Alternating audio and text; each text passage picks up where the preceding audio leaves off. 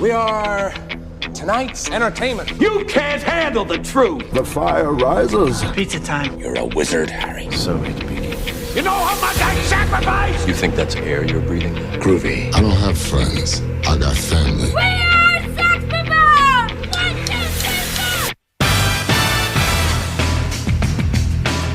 3, 4! Craft Services. Hi, Parth. Hey, Trent. We just let the sillies out. You're looking well. Thank you. Just gonna go past the "we let the sillies out" comment.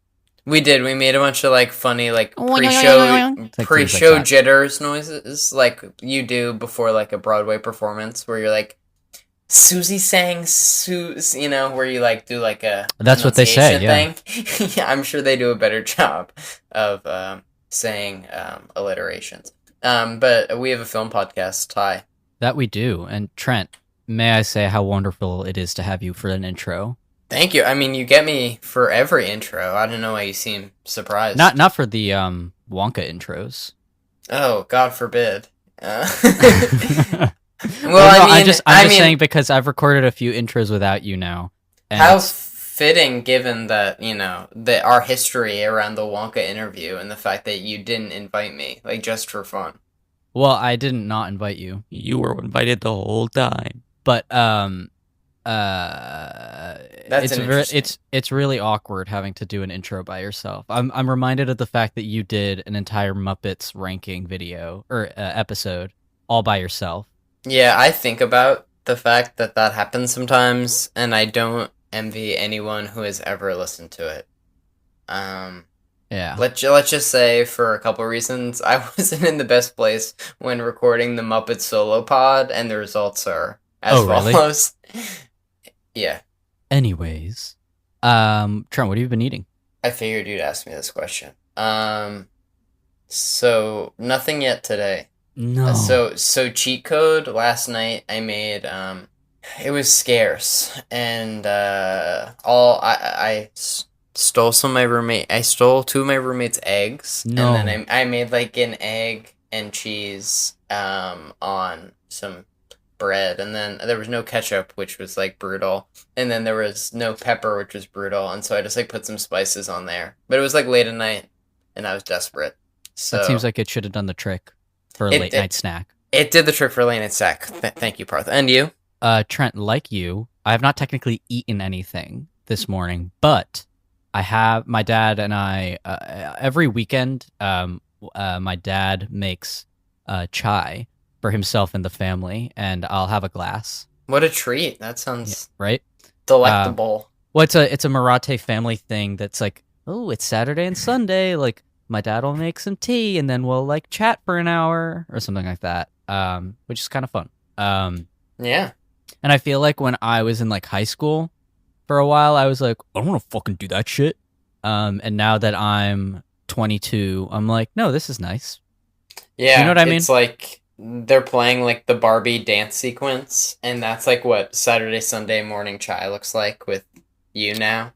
Wow. Yeah, I mean, I guess I've never considered it in those terms, but I guess, sure, yeah. I saw a brief flicker of a Instagram reel today that Barbie being adapted into a high school play, or a musical, rather. Cool, right? How wonderful. What's more wonderful is this intro I'm about to cue. Yep. Did you like that? Yeah, that wasn't going anywhere fast. I think now I'm going to put the intro music. That was fun. Yeah, cool.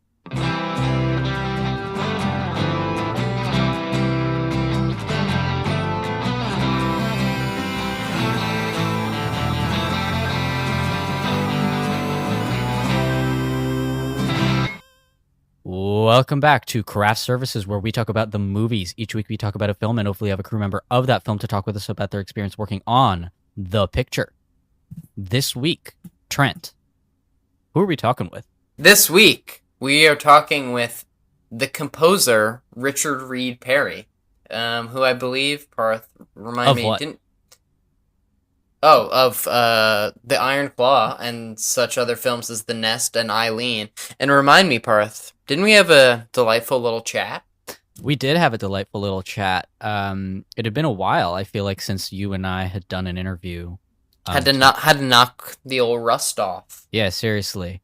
And our sort of like post-Wonka disdain for each other off as well. They were iron, and we were rust. Because the Iron Claw. Are we referencing Rust, the Alec Baldwin film for which he is currently indicted for involuntary manslaughter? Yeah, yeah, that's what I meant. We were knocking the rust off, but yeah, fair enough. Will that movie come to fruition? It did. I think it resumed filming. So, you know, Does- not to sully our really good interview with Richard Reed Parry with this horrible news and horrible incident, and not to make light of it at all, but we just did. I think people should listen to this interview, you know, as a celebration of life, and not. Well, this is going nowhere good fast. But yeah, Richard Reed Parry, he talks about getting involved with music, with the music industry. He's also a member of the band Arcade Fire. Yes, part of you said that was such indecision, but granted, I only learned it like halfway through the interview. But yes, it seems we were like, "How did you get involved with music?" And he was like, "Oh, isn't that I obvious?" knew or he was whatever. part of the band Arcade Fire, but I didn't know whether it'd be like he doesn't want to talk about that because now he's a film composer or like what the deal Sure. was there. So I figured I would let him play it out on his own terms. But we do sound like a little bozo like in the interview when we ask about it. Yes, not that we don't sound Bozo like generally. bozo like at any given time. Sure. But at that point, especially so. Parth, we should start doing this where before every interview we give like a Trent and Parth bozo warning. And we're going to Wow. say, here are the key moments where we're bozos. Sorry, we're acknowledging them. We know what we did. We messed up. Whenever we say anything that we're like, this might be stupid, we should just be like, okay, bozo warning incoming. But like, we can ring the bozo alarm. yeah, the bozo bell. Yeah. Oh, the bozo bell. That's good. But you know who's not a bozo? Trent, if you had to make a guess, who was not a bozo in this interview? By process of elimination, I'm going to go with composer Richard Reed Parry. Yeah. Who's worked on such films as The Iron Claw, Eileen, and The Nest. And the Iron Claw score is awesome. Just fun. Yeah, it is very good. Just fun note for anyone who likes listening to this is our film third scores. composer, but second composer for like a film, right? Yeah, because of course we had trailer composer Richie Cohan, and then which Parth, speaking of interviews where I was not It was present. done alone, yeah. And then of course we had Disaster Piece on for Bodies, Bodies, Bodies. Which is and one of now- my favorite interviews. I love that score, and yeah. But for me, recency bias. I see where you're going. You're really know- trying to like entice the audience with the new product. Because Parth, you can't be like, It's like, You- why you- go for the you can't- iPhone 13 you when can't the speak iPhone to- 14 is coming out, you know? you can't speak too fondly of a different episode right before this one's really about to kick into high gear. Sure, yeah. You know? Well, speaking of kicking into high gear, why don't we cue the interview so the listeners can finally listen to it? How does that sound to you? Oh, I was already projecting.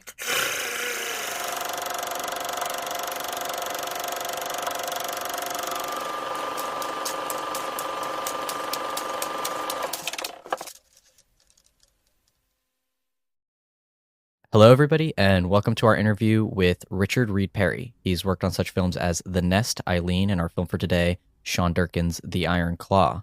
Thank you so much for being with us today. Yeah, thanks for having me. So, just to start off, we ask all of our guests this. What was your relationship with film like at a young age? I did not have a TV growing up until I was a teenager. So my relationship with film, and we didn't go to a lot of movies. I lived in a bit of a pop culture vacuum, and movies were an occasional thing that happened, you know, at other people's houses on sleepovers or rare occasions my family would go out to the cinema. So I wasn't like inundated with films, and I wasn't one of those kids who, you know, gets to use the TV as a babysitter, or what have you. So probably I saw a lot less films than a lot of people my age at that time. But it's kind of staple stuff I would have seen. Star Wars and E.T. and all such things, kind of mega flicks of that time, growing up in the early 80s. And at a certain point when I was in high school, this is once I had a TV, just about to go into high school, I guess, I remember seeing Edward Scissorhands in a cinema. This was like a rare trip to the cinema as a family that we made. And I think we were like on a road trip visiting family or something. We were in some small town in a kind of a small cinema and saw Edward Scissorhands, and that completely blew something open for me. Mostly, I mean, the whole story is such a genius story and so exquisitely pulled off. But the music, it's like one of the most music forward films that wasn't like wasn't like a superhero movie or a Star Wars like adventure kind of thing, and yet it was like the movie was as much of a main character and main driver of the film as anything.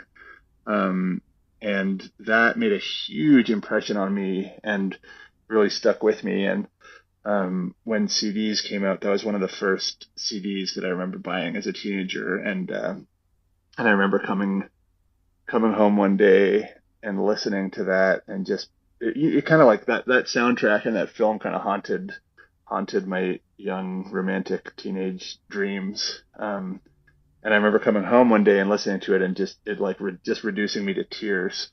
And my mom being in the kitchen being like, "Oh, what are you upset about?" And I was like, "Oh, I just want to be able to make something this beautiful in life." So that's kind of like the first thing I remember about like aspiring towards doing this kind of work, which I guess is more of an answer than you asked for, but there we are. No, it's awesome. Just a quick note is Edward Scissorhands affected me very much in a different way, is that it was the number one film in my childhood that like haunted me and gave me nightmares, and I was convinced he lived in my crawl space. But it's funny because after all these years, I watched it again, and he's the protagonist, and he's like he's a pretty nice guy. But as a kid, just like a few images like stuck in my mind, and I was convinced he can be. He's coming for you. He brought me to tears in a different way. I mean, it's kind of that first 5 minutes is kind of like for a kid, it's like it's pretty scary, and then it turns into, oh my God, he's this. I don't think as a kid you can necessarily even relate to him that much, right? It's much more like what his character, what it touches, and what's so genius about it is kind of a part of ourselves that doesn't really come out until we're a teenager, I think. He does kill the boyfriend, but he has like scissors for hands. It's like it's an accident. No, Winona Ryder kills the boyfriend. Oh no, he does. You're right. He kills the boyfriend, and she pretends she killed him. That's right. I haven't seen the movie, so this is all very interesting. Parth, you should. Oh yeah, get in there. And I could talk about Edward Scissorhands all day, but moving forward. And what was your path to? I'm sure the path of a movie composer is a very unique one. And if you could tell us a little bit of how you started getting underway, or in what your first steps in that path were. Yeah, I mean, I have not had the typical path, obviously, because I kind of came in a side entrance, having been in a band or multiple bands, but one really well-known band for many years, and kind of coming to it via that, but actually I didn't come to film composing via the band. That was just kind of the thing that people know me for primarily. But the actual road in, or like the kind of specific door that opened, was Sean Durkin approached me like in 2015, I think, because he was really taken with a record that I released called Music for Heart and Breath. That's kind of a like a kind of minimalist chamber, like modern chamber music record, really, really delicate thing. and he was really obsessed with that record, and apparently like listened to it just on repeat the entire time that he was writing The Nest. And so when he was getting to the end of that process, he just got a hold of me. I don't even remember how, somehow over the internet, and was just asked me if I would score his film. And I was like, oh yeah, this is something I've always wanted to do. Absolutely. Like, hit me up when you have a movie, which he did. And that was like the first real beginning of it. But in university, when I was in university, like, scoring films, like, as I said, like as a teenager, it's just something that kind of got into me via that film, Edward Scissorhands, and also like Blade Runner made a huge impact on me as a teenager. I remember my dad showing me that film, and that being something that really stuck in my brain musically, as well as a film. And in university, I started another band that still exists, a little much less well known than Arcade Fire, called Velazquez. And I kind of started that ensemble with the intent of scoring things, live scoring things, and it started primarily with dance, and so we're kind of making music for live dance shows, contemporary dance shows, and so spending lots of time in dance studios with choreographers and dancers, and kind of scoring action in various ways, or really not even really scoring necessarily, more just like making music in the presence of something else, and knowing that the music is going to somehow be an animating force in this performance. And started doing that, and had this interest in scoring films, signed up for like a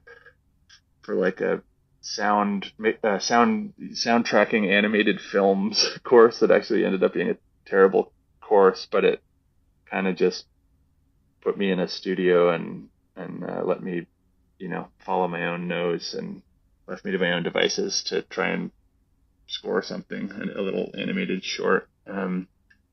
And did a couple of live things with Bellarquest.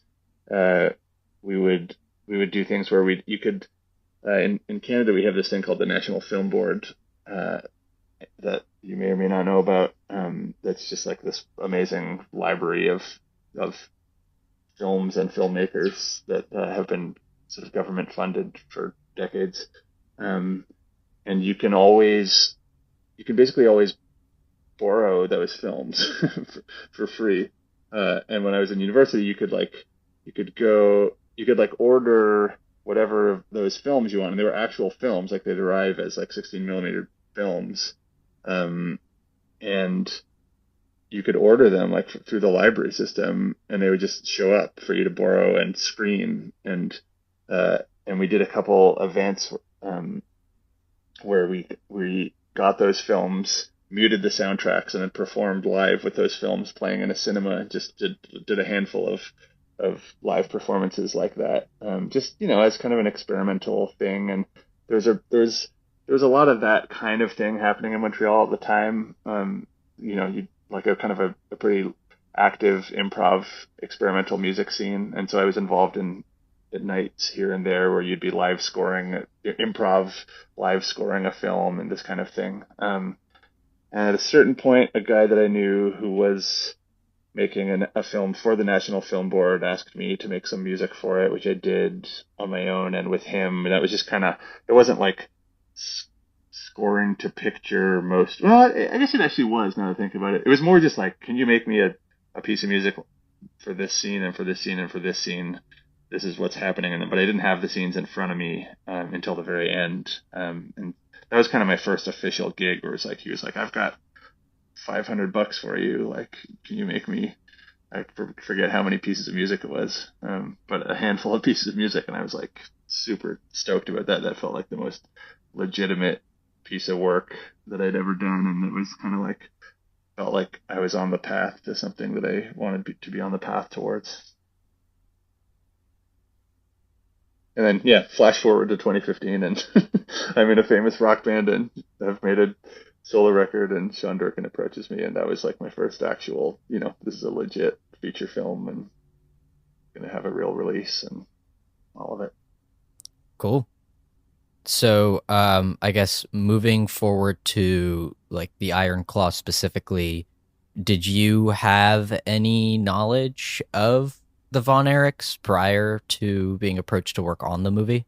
I didn't really know the family story. I wasn't familiar with it. I had knowledge in that I had been briefly as a young teenager, like, or maybe 12 or 13, when we got a TV, there was a brief period where I kind of had a wrestling phase that most other young lads I knew had a little earlier than that, but I had not had a TV growing up, so was a little latent in my development as a wrestling fan. But Kerry Von Erich was wrestling as under the name the Texas Tornado, and that happened like that. I remember watching lots of his matches while I was into wrestling.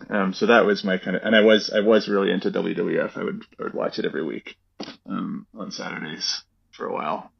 So that was kind of my exposure to it, having just had a genuine relationship to the weird spectacle that is WWF as a bit of a fan, and seeing him wrestle. So it wasn't like, I wasn't really aware of the whole spooky, sad story of the family. But when Sean asked me, Sean asked me while we were still working on The Nest, because we were having a really good time working on that together, and he was like, "Do you want to do my next one? It's about wrestlers." And I was like, "Oh, hell yeah!" Like that's actually bizarrely up my alley.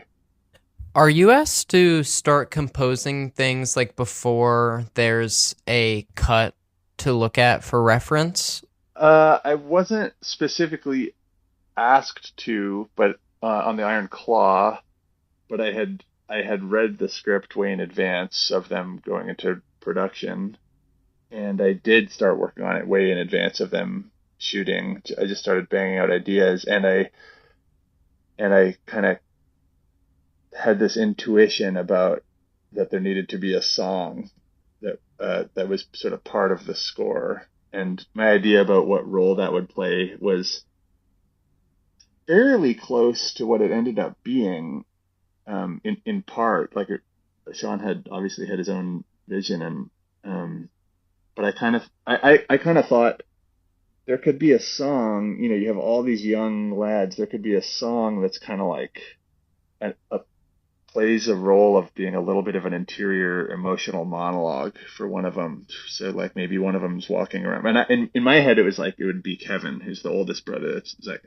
Efron in the film, because he's the one. We spend the most time really getting inside of his head and his emotional reality. And I thought, oh, if he's walking around, there could be like a song that's kind of reoccurring. That's telling some kind of an emotional story, and that turned into it being Mike, and him being the young artistic kid, and him having an actual band, and we actually hear the song in the movie. But anyway, the idea for the song came to me kind of early on, before they had shot, and then I'd started banging out ideas, just kind of a lot more like rock song-y ideas early on, way before they had shot, and sending them along, and thinking that the soundtrack was going to be way more 70s rock vibes than it ended up being in terms of the score. There's obviously some actual 70s rock songs in there.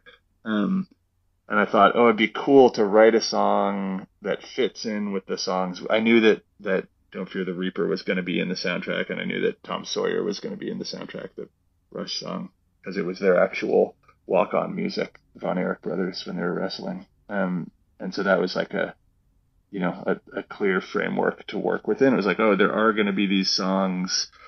It would be cool to sneak in a song, like try and write something that sneaks in and becomes score and can sit kind of side by side with those songs and feel like it's of that era and actually a real legit kind of radio rock song from that time, which is that was kind of what we aimed for when we were writing and recording that song. And when Sean heard it, he just kind of freaked out right away. He was like, "Oh my God, we have to build this into the film. They have to play it they have to play it live. Mike this has to be what he's doing. So we did. They did that, and I taught Stanley, the actor who plays Mike, and how to play it, and made a bunch of like kind of YouTube tutorial type videos for everyone to learn all the parts for the song, because previously it had been me playing everything, and they all learned it, and obviously did it in a live, real, not a lip sync kind of way. They did a real actual house party performance of it. So it ends up being this kind of, not an interior monologue exactly, but kind of there's a bit of a voiceover quality to how it gets used later in the film as he's kind of unraveling and heading to his untimely demise. So it did end up having kind of the exact kind of playing the exact kind of role that I intuitively imagined there might be room for initially in the film.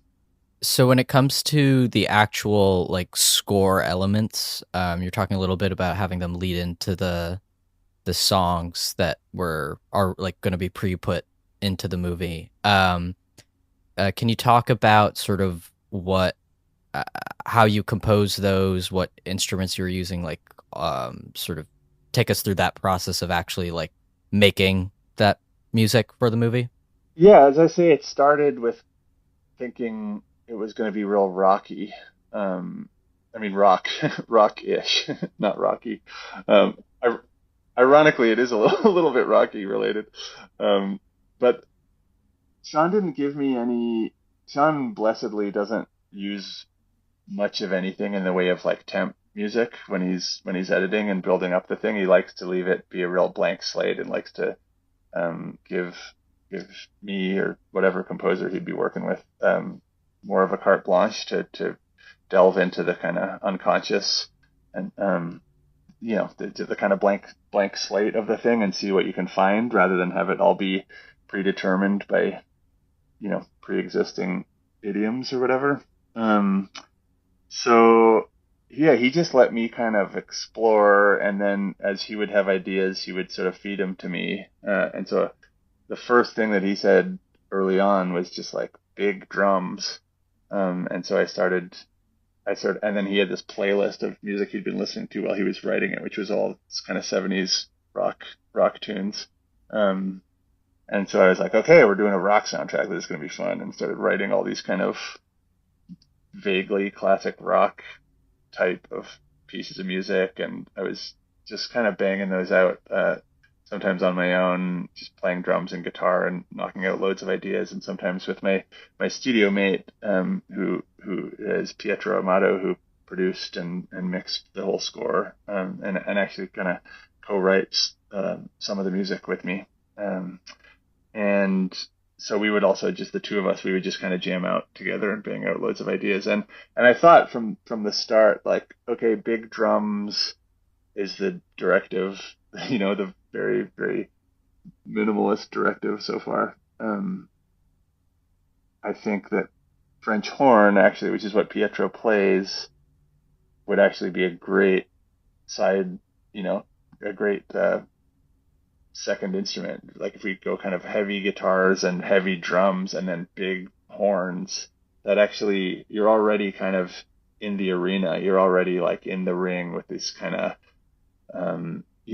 this instrument that is equal parts kind of mighty and uplifting and kind of regal and big and strong, as well as it's quite lonesome and kind of forlorn and has a faraway kind of lonely quality to it as well, depending on how you use it. And that immediately sat for me as like an aesthetic that would probably work really well, combining these kind of rock ideas with a kind of a wall of brass. And that is basically what it ended up being, was kind of double bass, which is my instrument, and a lot of double bass, a lot of French horns and drums, and then occasional guitars. And then sort of much later on in the process, we added a little bit of other strings, higher string instruments, and a little bit of piano. But tried to keep it in this kind of dark, low instruments, thick kind of muscly drums and this kind of wall of French horns and double basses. And yeah, but as we went, it was like it started to be fairly clear once we were actually composing with picture that it wasn't going to be all kind of rock and roll energy. It needed to be something else that was a little more mysterious, a little more claustrophobic, and speaking to the Sean was really clear from fairly early on. Once there was actually a cut that we needed a curse theme. We needed something that felt like it was kind of chasing the family, and a kind of nebulous cloud that was kind of dark and relentless, and so that was the first thing that we worked on that was concrete after the song was written, because the song was written early on, and then, as I say, they really built sections of the film around it when they shot. And then once we had picture, it was like, all right, let's find what this curse theme could be. And we kind of worked on that for a long time and generated a lot of musical ideas and weren't ever sure what was really what the curse theme actually was. We were just kind of working in a nebulous pile of ideas that felt like they were related to a curse or a curse theme, and then eventually found the thing that's the opening music of the film when you see Fritz in the ring, kind of in the 60s, like throwback, and because it starts with that, it starts like in a different era. It starts with the dad wrestling in his heyday. We knew that it needed to feel kind of older. The music needed to feel a little more like classic cinema, maybe of that era, maybe of maybe music that you would have heard in the 60s. When he was wrestling, or in the 50s. So that was kind of where we started thematically, and then a couple of ideas from the initial pile of rock and roll ideas stuck and became kind of connected to whenever there's actual fighting happening in the ring. And you kind of get introduced to those early on, and then the more we worked on it, also Sean started to feel like actually we need more sadness. We need some like really intimate, small, sad ideas, because the more that they worked on the edit of the film, the kind of scope of all the different story plot lines that they were working on started to narrow a bit, where they start eliminating elements that start to seem extraneous, that when he wrote the movie seemed like, oh, these it has these multiple focal points and these multiple stories, and it was really a lot more focused on Fritz, the father, early on in the edit. And it's wild how these things change over the course of an edit, where it's like you get a little bit of that in the Iron Claw, but it doesn't spend that much time on Fritz. And so there, kind of our role, or like not our role, but our goal kind of changes as we go along, where it's like you're trying to paint a certain story, paint a certain picture, and tell a certain story when you start, and then actually the movie, you just have to go with what works, and the movie starts to reject certain things and accept other things. Just intuitively, it starts to be like, oh, actually we have to get rid of all this stuff, and this flavor of music is good for a minute, but we can't actually stick with that. It's just not working. It's just not sticking to the thing and connecting. So the movie itself kind of guides you, and Sean, the way that the story changes for Sean in the edit guides you a lot. Also, he starts to realize, we need these other elements, and we can't be going quite in the direction that we thought we were going, and that changed pretty dramatically as we went along. So you adapt and you pivot, and you end up arriving at the final thing, which is kind of an amalgamation of all the different angles that we were trying for while we were working, which I guess is exactly as it should be.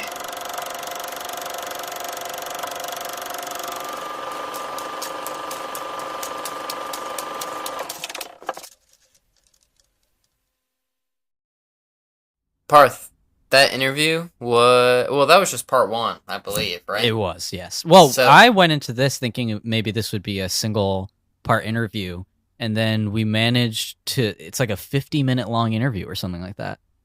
Great. So the gang, us, Richard Reed Parry, the audience, you, the listener, we'll all meet back here next week, right? That is the idea. We'll be here next week with part 2. He talks a little bit more about working on the Iron Claw, and then also talks about some other works of art he's worked on. Part that was like your beekeeper Jason Statham voice. I'm the beekeeper. It's a megalodon. That's him in the Meg. It's Meg 2, the trench. It's the Meg 2, the trench. It's the megalodon from the Meg 2, the trench. It's the bee from the beekeeper. Yeah, there's only one bee. It's the bees from the beekeeper. All right, this joke has been thoroughly run into the ground. Let's move on with some new content. Okay, how about the new content being you can find us on Spotify, Apple Podcasts, Stitcher, or frankly, all this sounds good to me. Yeah, okay, I'm glad. Parth approves this message. And then also, we're on Instagram and Twitter, Craft Services Podcast. Heyo. Oh, ayo, Parth approves that message too. Trent, okay. why are you so disdainful of all my like touches and flourishes? No, I like you're like ad-libbing. You're like one of the members of Migos. You're like grandma, you know? How they, Okay, like... well, I mean that's the first time I've been compared to a member of Migos, but I guess that's cool. It won't be the last. Oh, that's more interesting. But yeah, you can check us out on all your podcasting platforms. Check us out on our social media, and as always, check us out every week on Sundays. Sunday. Next week it's part 2, and then Trent. We can't exactly say what's coming up next, but as of yesterday, I've told you of some pretty freaking cool people that are going to be coming on. Cool people on our show? Yeah, seriously. Cool. And we'll be able to reveal that next week. Yeah, we should have like a cool guy cowbell. We'll work on it. Ding ding ding ding ding. Yeah. But it's gonna have to have a very different sound from the bozo bell. Parth, I see the predicament. How about like we'll workshop this next week? Yeah, like it'll be like dong dong dong dong dong. Like that's the bozo bell. But the ding ding ding, like high pitched is. We just need to think of like some sort of ringing device that starts with the word C. We can do cool Kong. Gung gung gung gung. This is going. Okay, we need to stop. Okay. No, this is all good. See you guys next week, guys. Goodbye.